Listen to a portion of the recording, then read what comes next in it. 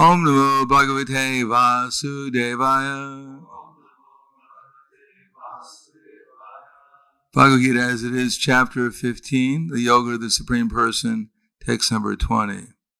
Iti goyatamam shastram idam yuktva maya naga etad budva buddhimatsyat krita shavarata.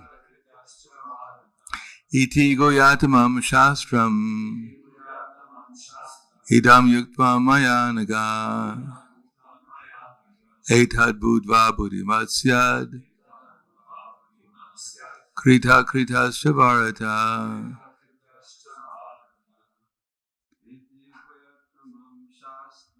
Itu guyatamam shastram idam yuktva maya naga etad budva buddhimatsyat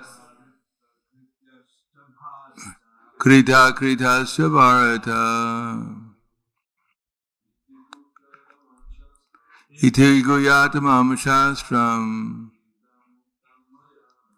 idam yuktva maya naga etad budva buddhimatsyat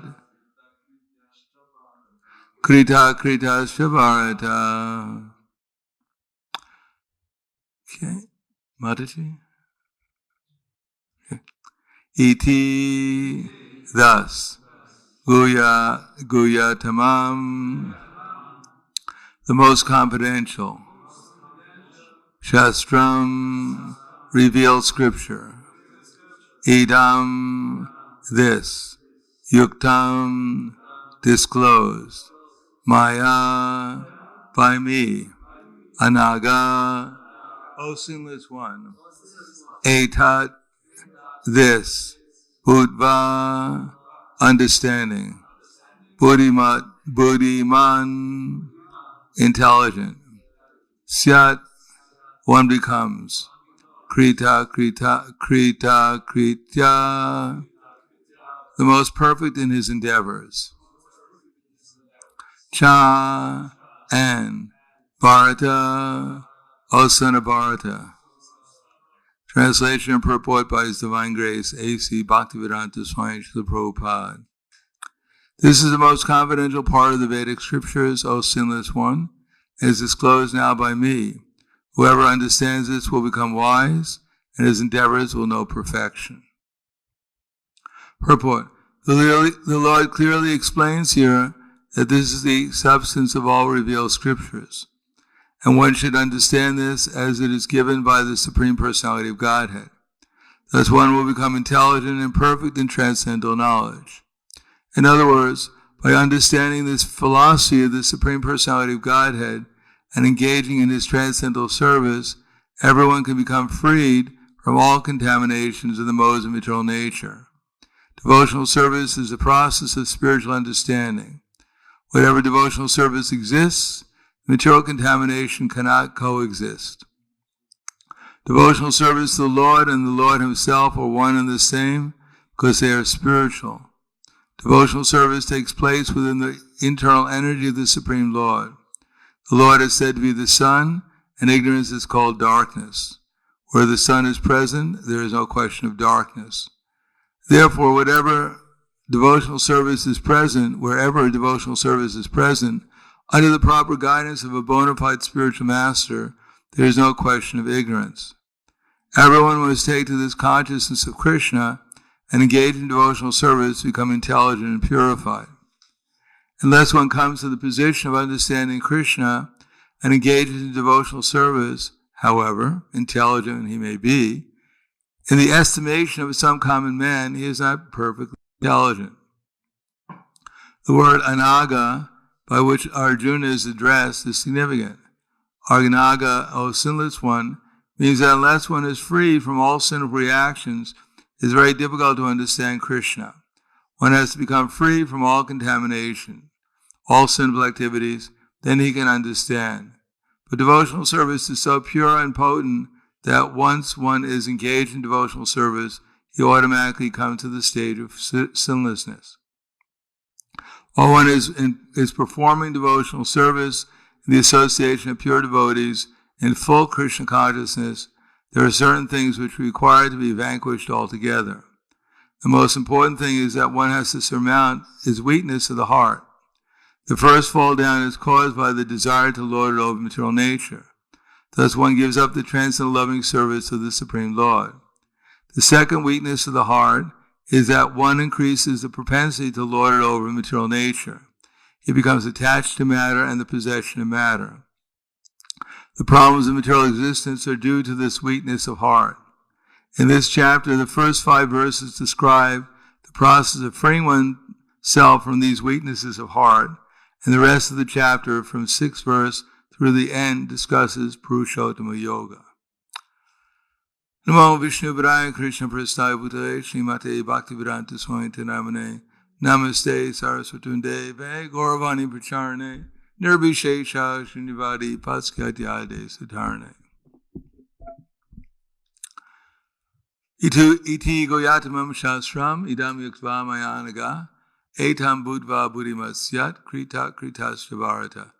This is the most confidential part of all the Vedic scriptures, that whoever knows this will become wise, and his endeavors will know perfection. So here it mentions that the process of Krishna consciousness is the process of becoming intelligent, but not intelligent in terms of what worldly people think is intelligent. Prabhupada once said that one man is asking another man, "Are you intelligent?" And so the man's checking his pocket to see if he has any money. The idea in the material world is that if you have intelligence, you should also have some money. And that's the sign of intelligence. But this intelligence is realization of the truth being the absolute truth, being Krishna as the Supreme Personality of Godhead, and ourselves as being eternal souls and being eternally servitors of Krishna. This is considered the essence of truth. Now, people don't accept this truth in general. They don't know that they're not their body. They don't know who God is. They don't know what the laws of karma actually are. They don't know so many different things, and yet they're handing themselves out different degrees of education, as if they're learned, if they have a piece of paper. They don't know who they are, but they're considered to be greatly learned scholars. So this is called actually foolishness. If you actually don't know something and you claim you have full knowledge of it, so that's called foolish. But if you actually want to advance in knowledge, then the first thing you should give up is your ignorance. So if you're ignorant to something and people are giving you a reward for your ignorance, how ignorant you are, the more ignorant you are, the more they give you rewards for it.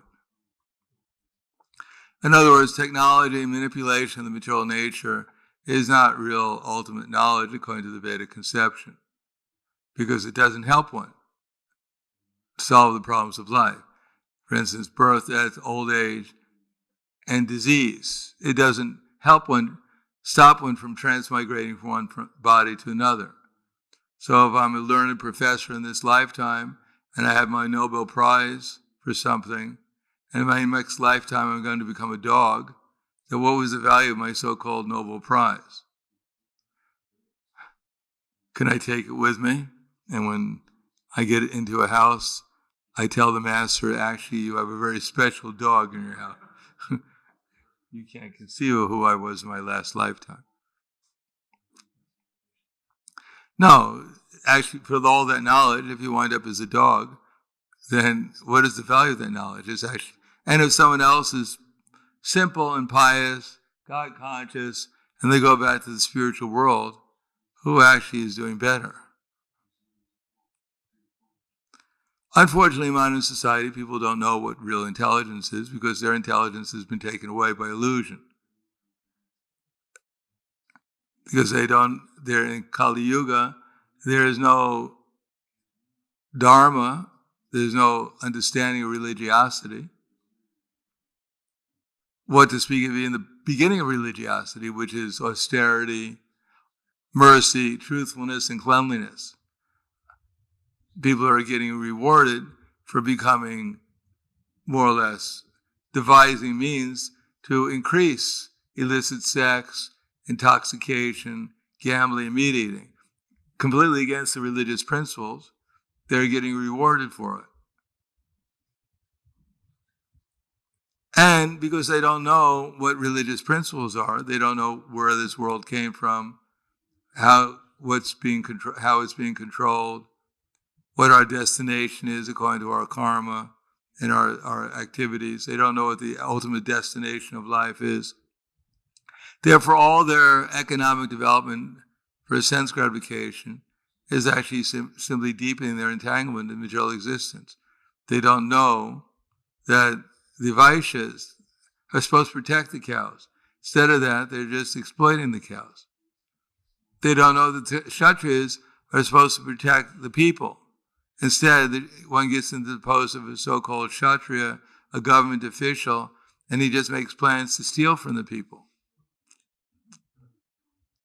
When I was in Bolivia some years ago, there were one of the many revolutions that take place there. Every time they elect a president, they had I think at that time, in 30 years, they had something like 25 presidents. And every time one became a president, after some time, he stole whatever money was and went to another country. So this is the so-called leaders.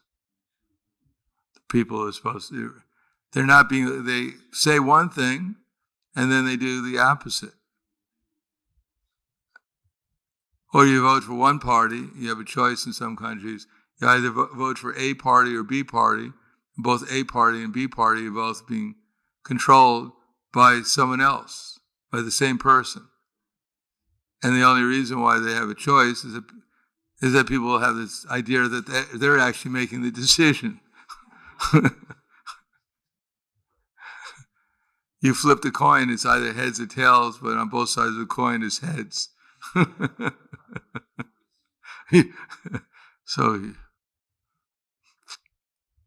And there's no idea of liberation. People have no idea that the purpose of Dharma is to regulate our economic development for sense gratification so we can achieve liberation from the material concept of life. We can actually realize things as they are by getting free from lust, anger, and greed, rather than try to cultivate it to the maximum.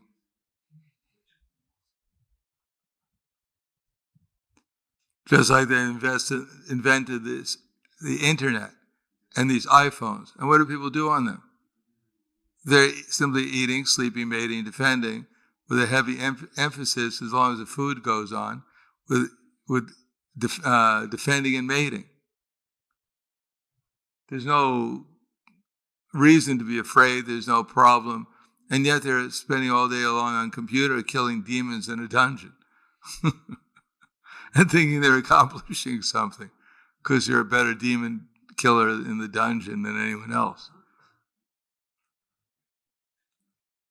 And without the impetus, all the advertisements, all the movies, all the magazines, practically speaking, most of them, they're all concerned with simply increasing people's desires for illicit sex.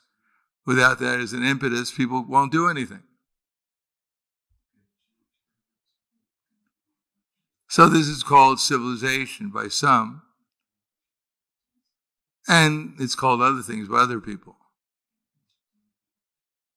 So it's not, as Prabhupada said, this whole civilization which is meant to keep people in darkness will soon come to an end. As we can see, it's whatever. Just by collapsing economically, it doesn't mean people get out of ignorance. It means that they may be more receptive, because right now they're feverish, so they actually believe that soon the video games will become so real they could actually enter into them and actually participate. They can actually become the dragon in the dungeon and kill people with their fire in the dungeon. Virtual reality. They can have something implanted in their brain so they can play these video games 24 hours a day.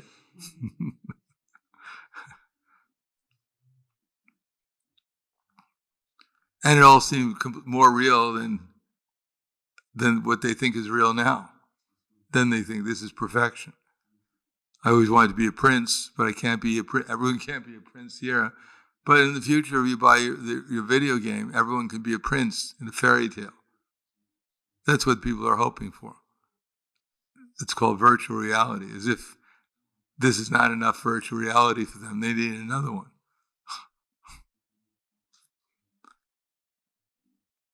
So the point is, real intelligence, real knowledge is to understand Krishna. Understand how the body is changing, but the soul is eternal. Unless people can understand that, their simply life is human form of life is just wasted.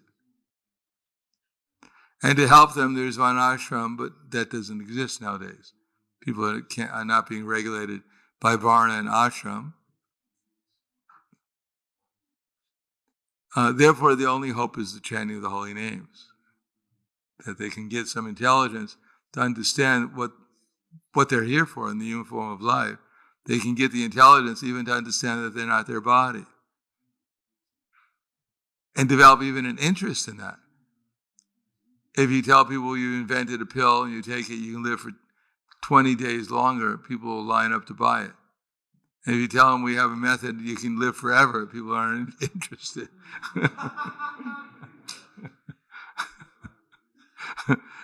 That shows how much their intelligence has been spoiled.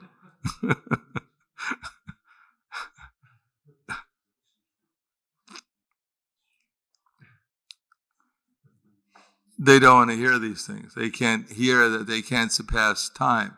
Like as we were going over Hiranyakashipu, he was so austere, he was able to tolerate ants and moss and everything else eating his body.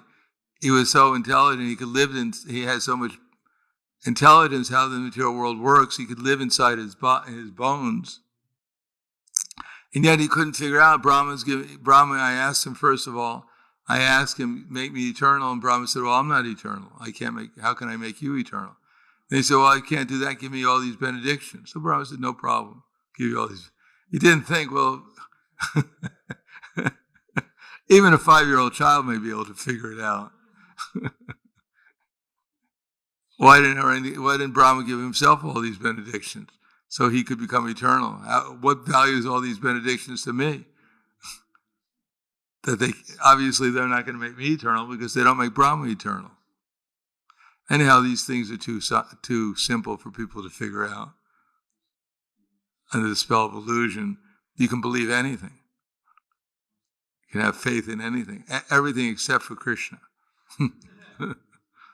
Vitevidu swartagatimi Vishnu. The last thing they want to do is, they'll accept anything, but they won't accept Krishna, that's all. That's the material existence. So I'll stop there. Thank you. Any questions, comments?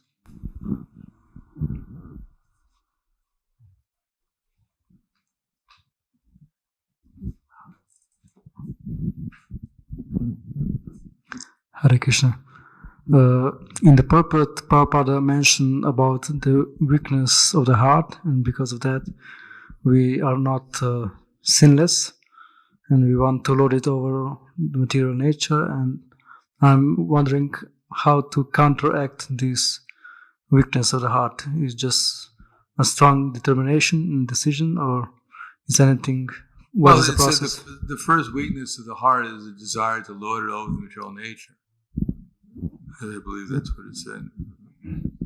The first weakness is thinking oneself to be the proprietor of this material existence.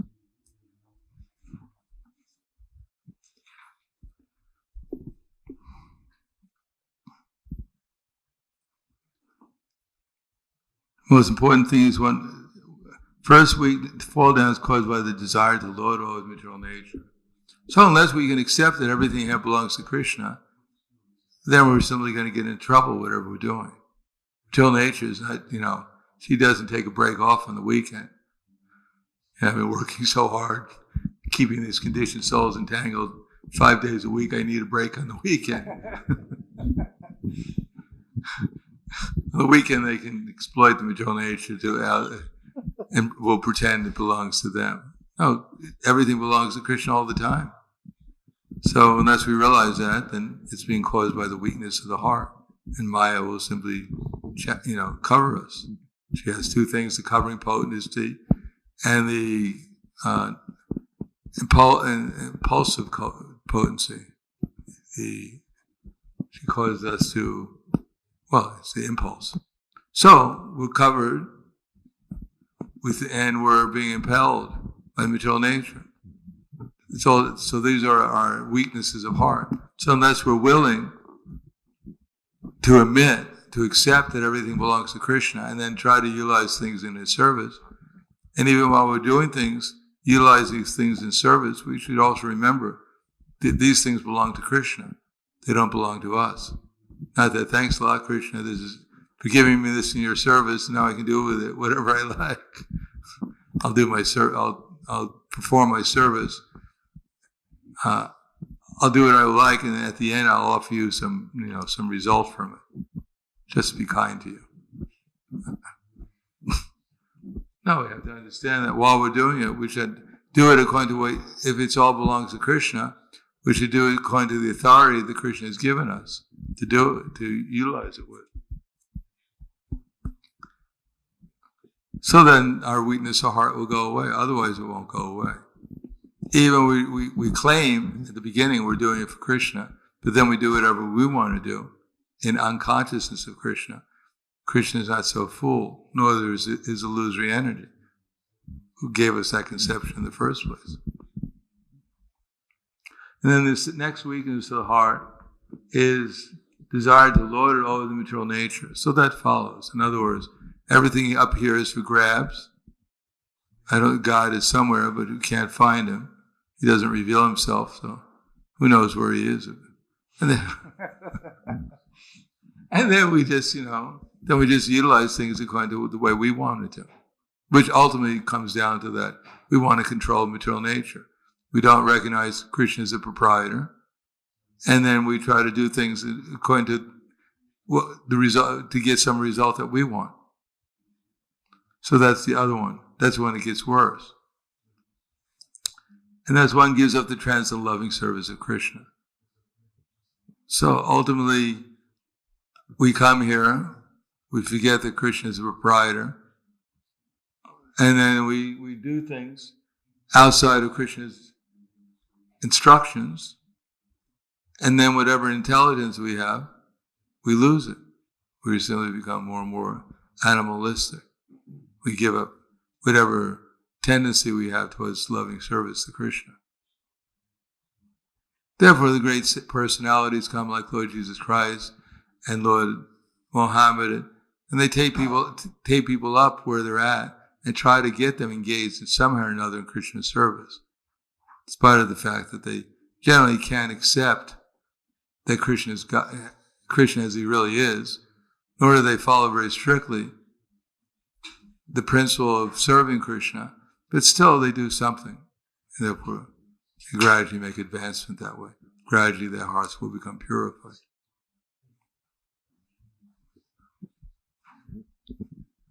It becomes attached to matter and the possession of matter. So that we can see that people, everything, they take shelter in matter. This is mine, and it's not yours. It's not Krishna's, it's mine. And this is what loves me. This is what shelters me. This is what I need, and I need more of it. So it gets worse and worse as things go on. And the reverse, the way of getting around is accept that everything belongs to Krishna, find out what Krishna wants us to utilize it, and do it to please Krishna. We already have a tendency to, in the uniform of life, to serve some superior.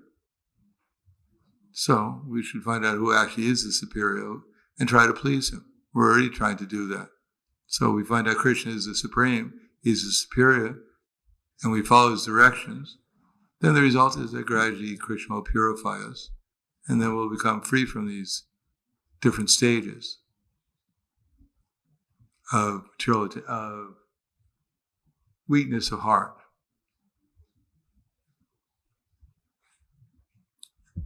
I mean, we can see that just like before we joined the movement, if you walk by a store, I saw some chocolate ice cream, you didn't even know what you were doing. You were in the store already buying it. Now, because our hearts become so more purified, we think, well, I used to go in there and it looks pretty good, but maybe not. So that's a sign that my heart has become purified. Our hearts have become purified. All right, thank you very much. Grandarai Srimad Bhagavad Gita Ki Jai, Srila Prabhupada Ki Jai, Gaur Premanande.